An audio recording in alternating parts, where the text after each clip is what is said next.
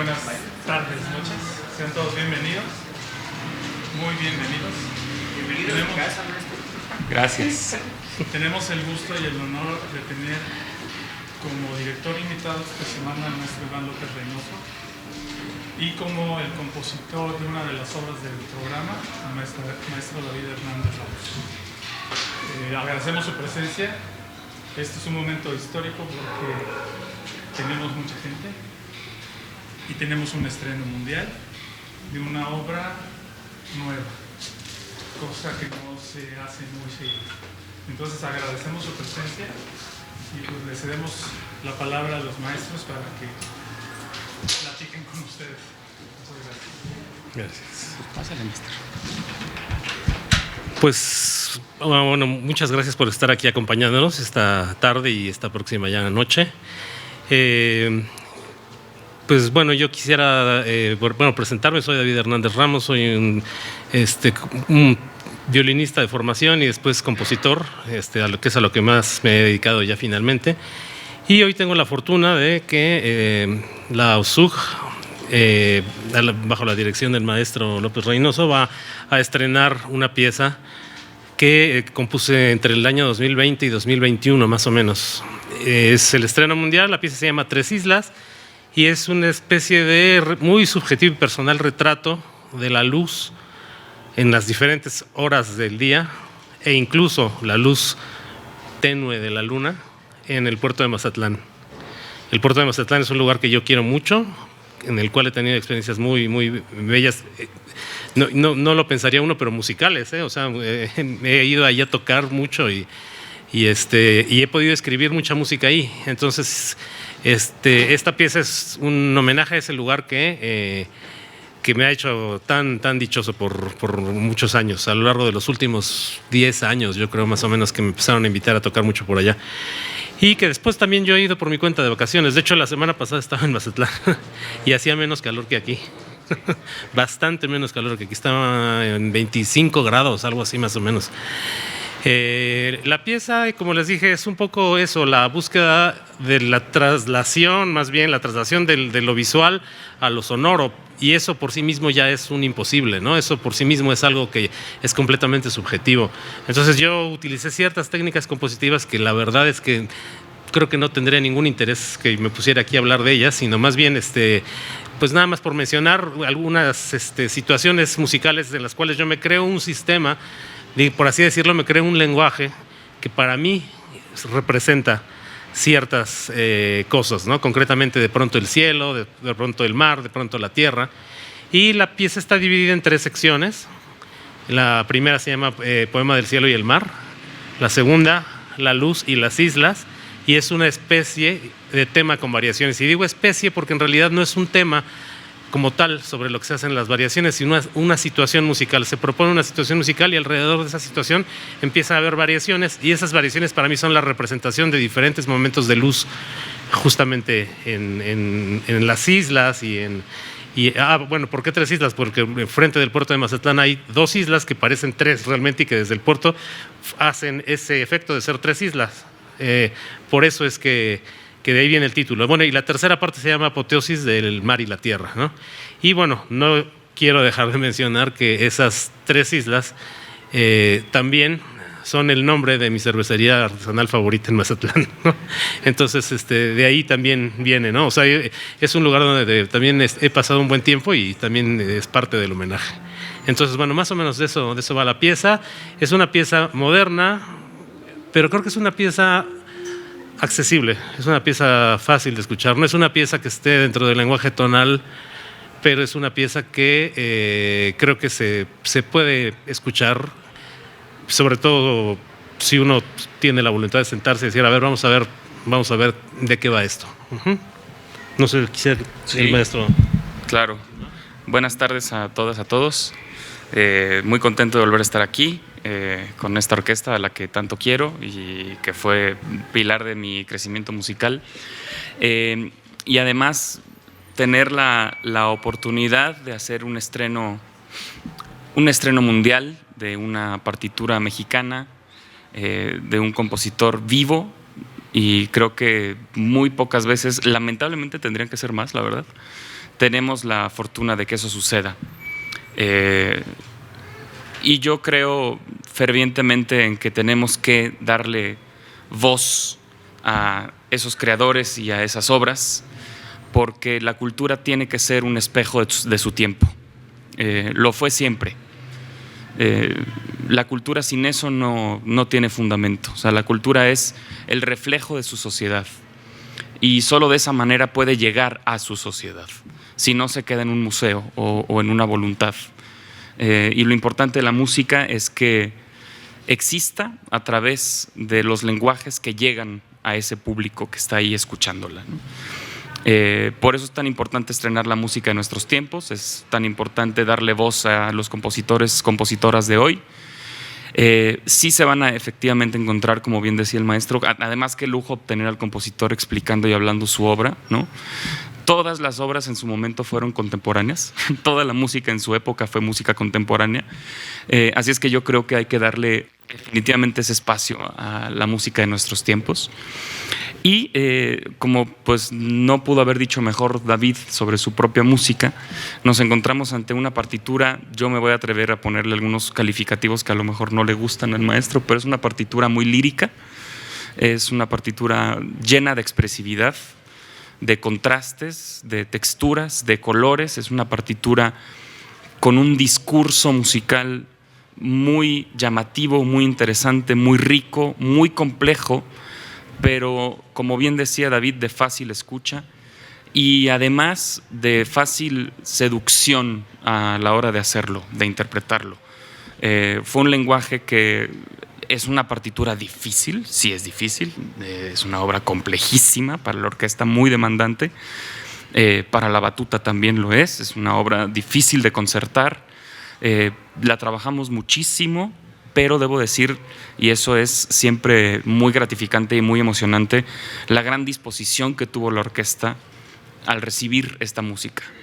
Y eso habla del entusiasmo que generó la partitura per se, y eso es mérito absolutamente tuyo, maestro, pero no siempre pasa, que una obra nueva tiene ese recibimiento y esa apreciación y es apreciada de esa forma. Y yo creo que ustedes la van a disfrutar también mucho, con esa apertura que significa descubrir una obra nueva, ¿no? Es un lienzo en blanco y ustedes son los primeros en transitar por ese lienzo. Eso es siempre muy interesante y muy importante. Y luego ocurrirá por primera vez algo que no nos ha pasado en los ensayos, que es el encuentro con el público. Porque además transitamos estos días por distintas facetas de la creación. Es la primera vez que esta obra ve la luz y además habla de la luz. Es todo se une de una manera muy linda, pero es muy emocionante cómo en los ensayos, pues claro, se ensaya de una manera relativamente fragmentada, ¿no? Es decir, vamos por partes y corrigiendo y ajustando cosas y consultando con David, oye, ¿qué te parece esto? ¿Cómo está funcionando esto? ¿Qué hay que hacer mejor? ¿Qué hay que cambiar? ¿No? Y entonces sentíamos en los ensayos que había que integrar más la obra, ¿no? Como trabajo interpretativo. Y entonces hoy que la tocamos por primera vez completa, sin interrupciones, sucedió eso. Y ahora el paso es que estén ustedes aquí, ¿no?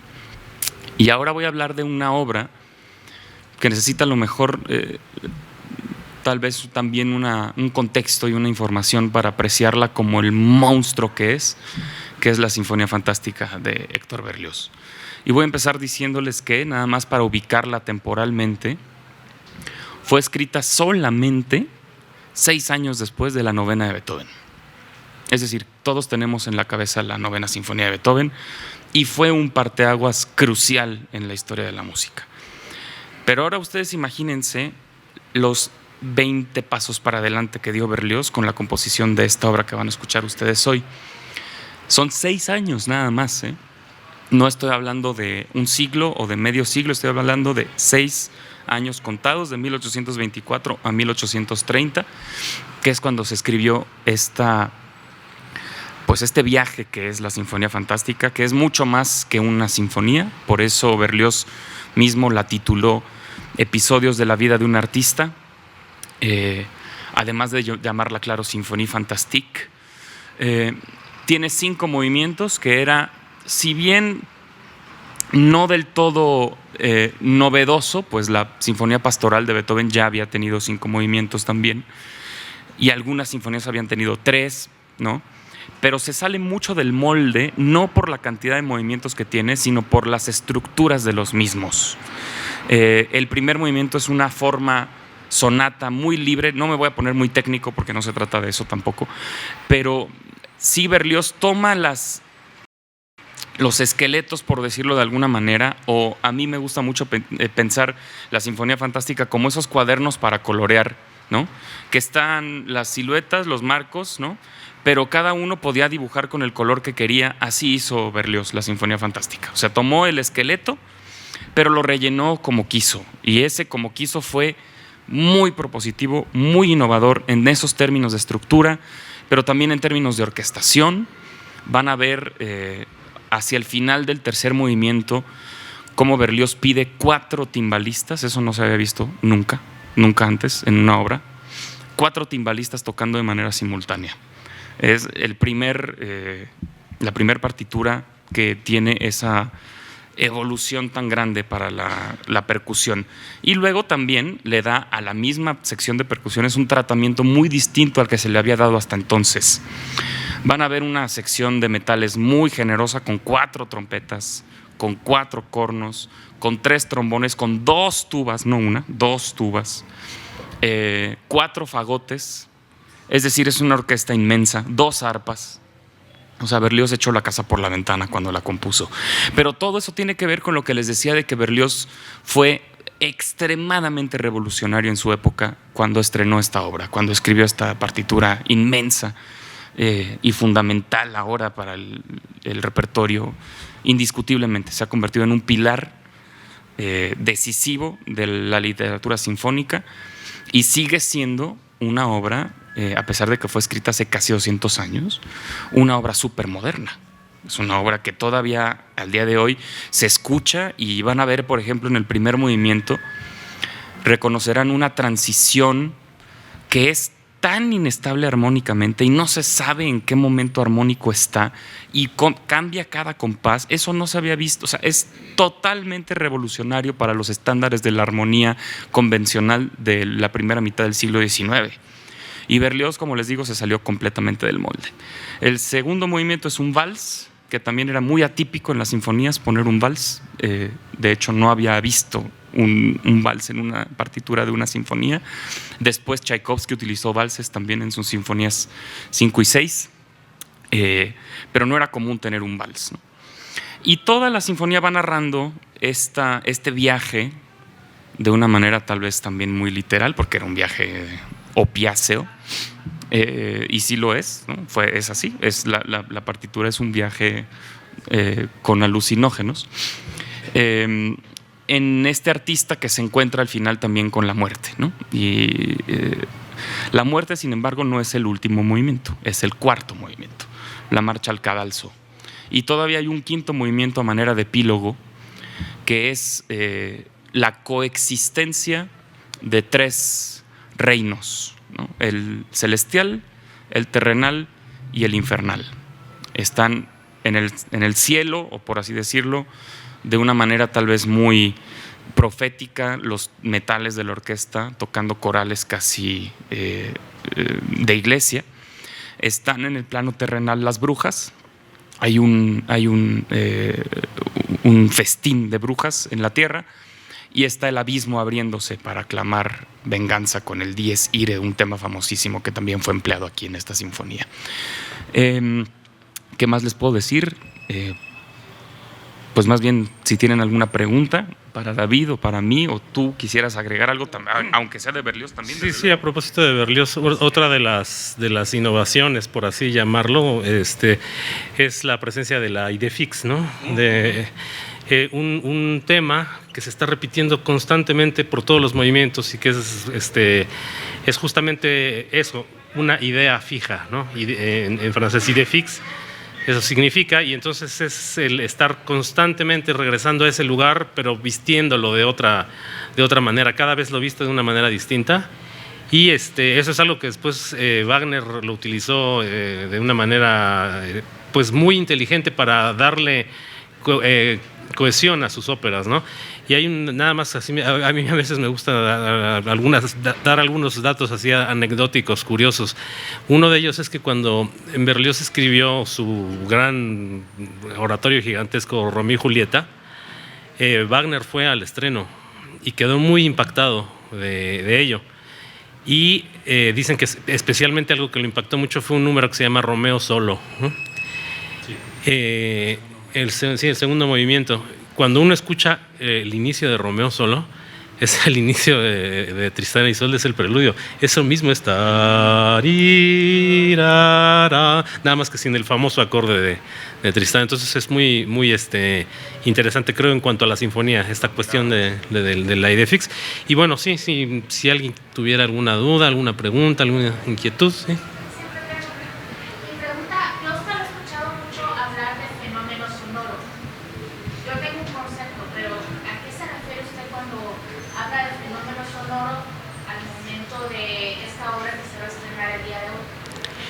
Bueno, para empezar, yo creo que de lo que tendría que hablar especialmente es de la concepción de lo que para mí es la música como tal.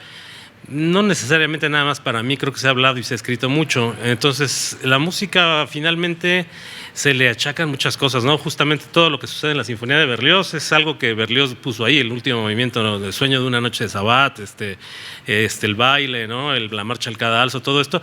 Pero en realidad es música, en realidad más bien son significados que se le ponen encima a la música y que sirven mucho, ¿no? Y que además pueden servir mucho también para escribir la música. Entonces ese fenómeno sonoro está relacionado con esa situación de que la música sea música pura y sonidos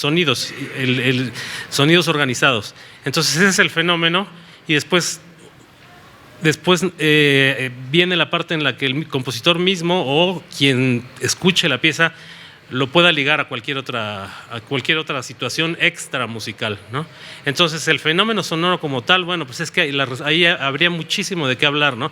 De la acústica, de cómo organizar los sonidos, si de una manera tonal, si de una manera serial dodecafónica, o es muy amplia la respuesta. No sé si sea satisfactorio lo que respondí. A propósito de lo que comenta David, un breve paréntesis que tiene que ver con eso también, es que Berlioz, al inicio, en la concepción de esta obra, escribió, porque además él escribía muy bien, escribió un programa, así lo llamó él, para explicar el contenido de su sinfonía. O sea, al momento que la estrenó y mientras la componía. Y era como una especie de prólogo o prefacio muy extenso y muy detallado de lo que la gente iba a escuchar en esa sinfonía. Y unos 20 años después, 25 años después, él decidió y dio la instrucción de que ese programa se retirara de los programas de mano. Justo un poco por lo que comentas tú. La música puede contar una historia o cada quien puede contarse su historia, ¿no? Y entonces eso pasa también con la Sinfonía Fantástica y con la obra que tú quieras. A lo mejor llega un compositor y te dice, Beethoven escribió el Sol, Sol, Sol, Mi de la Quinta Sinfonía pensando en el destino, y al final pues todo es ¿qué te dice a ti esa música? ¿No? Iba a haber una pregunta aquí. Esta es la primera sinfonía de... Sí, es su opus 14. Son sinfonías. Sinfonías estrictamente es la única, pero él llamó de una manera muy extraña a otras 4 sinfonías, que son la secuela de esto, que se llama Leilio, que es una especie de parte 2 de la Sinfonía Fantastique, que es él la llamó sinfonía teatral, porque tiene narrador, tenor, barítono, coro, piano y orquesta, es una cosa inmensa. Tiene el Romeo y Juliet, que él lo llamó sinfonía dramática, que es casi un oratorio. Tiene el Haroldo en Italia, que también es una sinfonía concertante, que es para viola y orquesta. Y tiene una obra más que se llama La Gran Sinfonía Fúnebre y Triunfal, que tiene la palabra sinfonía en el título, ¿no? Pero todas eran grandes obras. Y de hecho la historia misma de la música, y él en particular, transitó a otras áreas en donde las terminologías a lo mejor se empezaban a difuminar un poco, ¿no? De hecho, hay un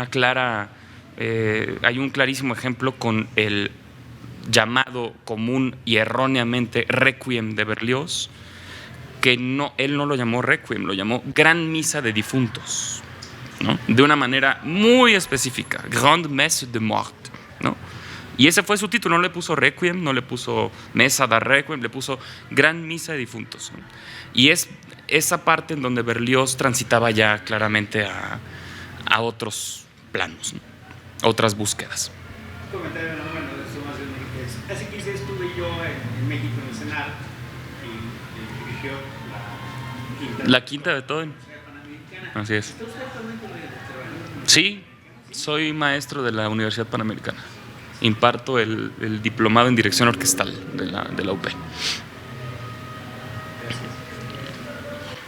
Maestro David, comentaste que la pieza la que puse en el 2020 o 2021, ¿por qué hasta ahora la escena? ¿Qué pasó?